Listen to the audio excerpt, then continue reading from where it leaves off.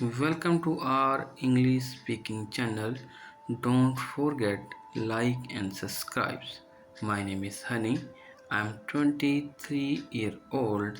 I live in small city called Gurgaon with my father and my younger sister. I work at a coffee shop in the city center. I like my job because I love meeting and people and making coffee.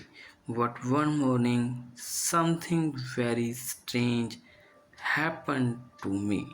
It was a cold, rainy morning in October. I woke up early because I had an early shift at the cafe. When I checked my phone, I saw a message from my best friend Bunny. The message said, "Honey, please come to the station today. I really need you by 11 a.m. Platform number 5." I didn't understand why did Bunny want to me go to the train station. She didn't say anything else. I called her, but her phone was switched off. I looked at the clock. It was already 9 a.m. I only had 2 hours to get ready and reach the train station. I put on my favorite jean, warm blue sweater, and my black boots. I grabbed my raincoat and my small black umbrella. My dad was making breakfast. I told him, "Dad, I have to go to the train station. Bunny need my help." My dad looked at me with worry and he said, "Be careful, honey. Call me if you need anything." I left the house and walked to the bus stop. The rain was falling heavily. I got on the bus. It was crowded with people going to work. I found a small space near the door. The windows were foggy and I watched the city pass by. After 30 minutes, I reached the train station. The station was big and full of noise. People was rushing everywhere with bags and suitcases. I looked for the platform number 5. It took me 10 minutes to find it because the signs were not clear. But when I reached there, the bunny was not there. I waited for 10 minutes, then 15 minutes, then 20 minutes, and still Bunny. I felt worried and confused. I looked around and saw a young boy sitting alone on the bench. He was holding a small bag and looking very sad and walking slowly to him and asked, "Hi, are you okay?" He looked up. His eyes were red like he had been crying. He said, "I lost my tickets. I don't know how to go home." I sat down beside him and I said, "My name is Honey. Maybe I can help you." "What is your name?" He said, "My name is Oliver." He told me he was visiting his grandfather, but he dropped his train tickets somewhere. He was scared to call his mom. I gave him a small chocolate from my bag and told him, "Don't worry, we will find a way." Just then, my phone rang. It was Bunny. Quickly answered. "Bunny, where are you?" Bunny sounds scared. She said, "Honey, where are you?" Said, "I am at platform number 5 waiting for you." Bunny said, "Oh no, I am at platform number 3. Please come quickly, I'm really scared." I looked at Oliver and said, "Wait here for a moment. I will right back." I ran through the station to platform number 3.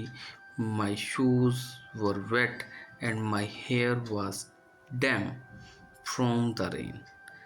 When I reached at platform number 3, I saw Bunny sitting on the floor near a ticket machine. She looked so scared. "Bunny," I called. She looked up and ran to me. She hugged me tightly, and honey, I don't know who to call. I was so scared. She said, "What happened?" "Bunny," I asked. She gasped. "I think someone is following me." My eyes opened and wide. "Who? Why would someone follow you?"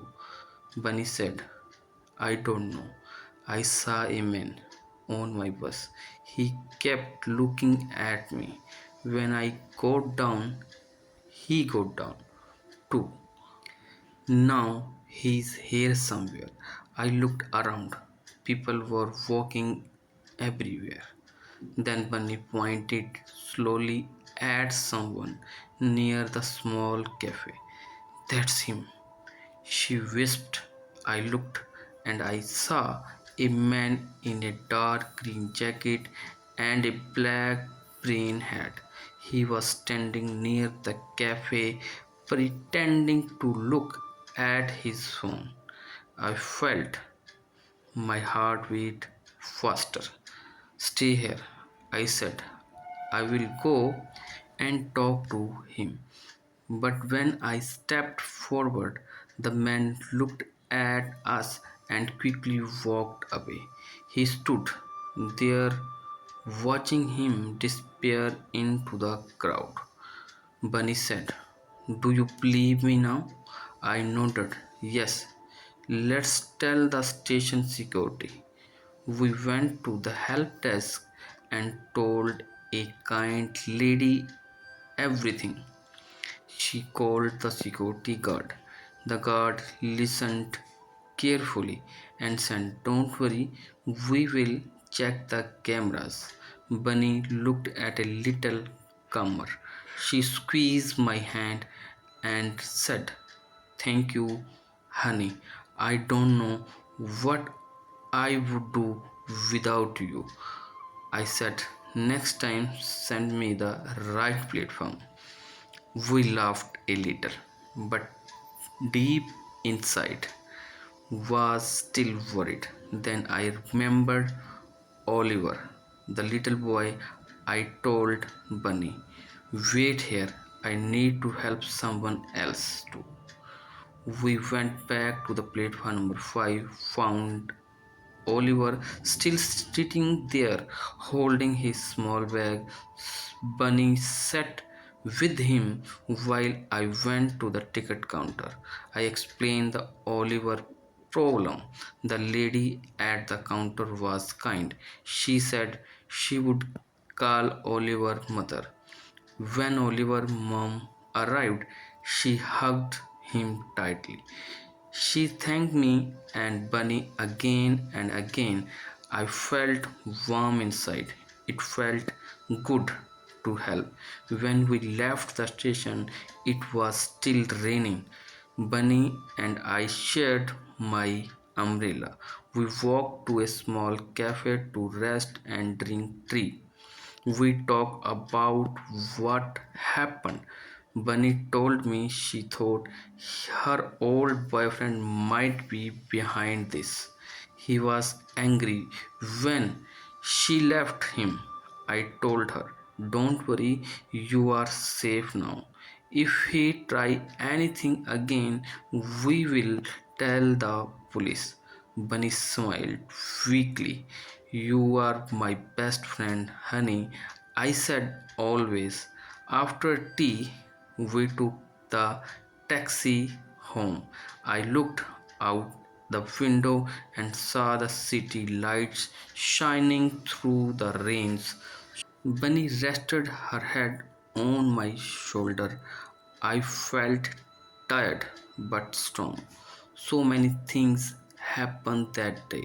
The strange man helping Oliver, being brave for Bunny.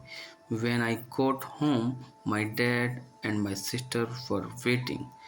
They hugged me tight. I told them everything. My dad said, "You are my brave girl." My sister said, "I want to be like you one day." That night I couldn't sleep well. My mind was full of questions, but I know one thing: I was not alone. I had my family. I had my best friend. I had a kind heart that helped the people. Then week later, I was making coffee at the shop when some called my name. I turned and I saw Oliver and his mother. They come to thank me again. They brought me a small box of homemade cookies. I felt so much happy. That day I understood something important. Sometimes scary things happen, but if you help each other, if we stay brave and kind, we can face anything together in this world. So, in the last, please subscribe and hit the like button so that we can do the more practice together to improve the English fluency.